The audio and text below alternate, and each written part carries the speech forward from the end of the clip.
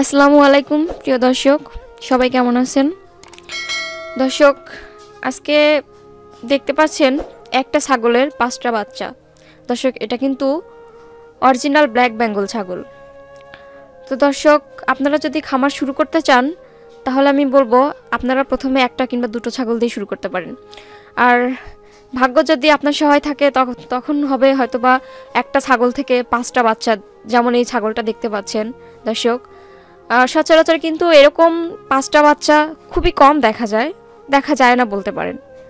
তবে দর্শক, আপনি যদি একটা মা ছাগল দিয়ে শুরু করেন তাহলে যদি 3টা বাচ্চা হয় তাহলে কিন্তু আপনি বছরে 6টা ছাগলের মালিক হতে পারবেন ইনশাল্লাহ।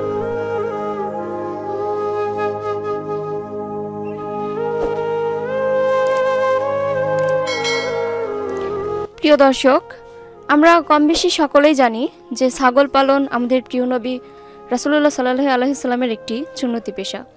তো এখান থেকে বোঝা যায় কেউ যদি হালাল রুজি উপার্জন করতে চায়, কেউ যদি খাদ্য সমস্যায় ভোগে, তাহলে অবশ্যই কিন্তু ছাগল পালন একটি গুরুত্বপূর্ণ পেশা।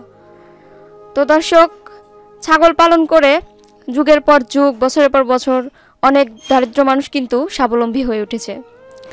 দর্শক, আপনারা যদি চান তাহলে কিন্তু 2টো কিংবা 3টে ছাগল দিয়ে শুরু করতে পারেন প্রথমত।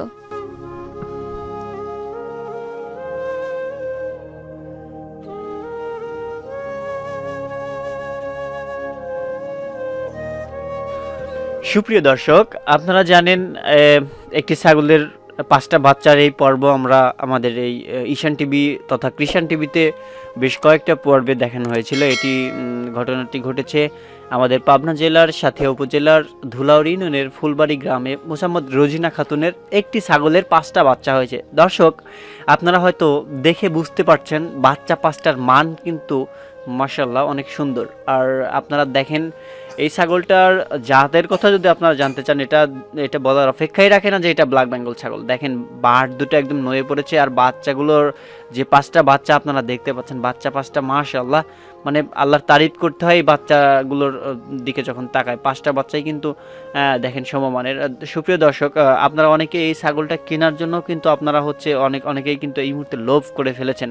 কিন্তু ওই যে একটা কথা আছে না, প্রবাদ বচন আছে যে হচ্ছে, ওই যে ভুলে গেলাম, যাই হোক, এরকম কথা আছে যে আসলে উনি বিক্রি করবে না, উনিই পাইছে মানে মানে মানে অভূতপূর্ব তার হাতে এসে এইভাবে 5টা বাচ্চা হয়েছে।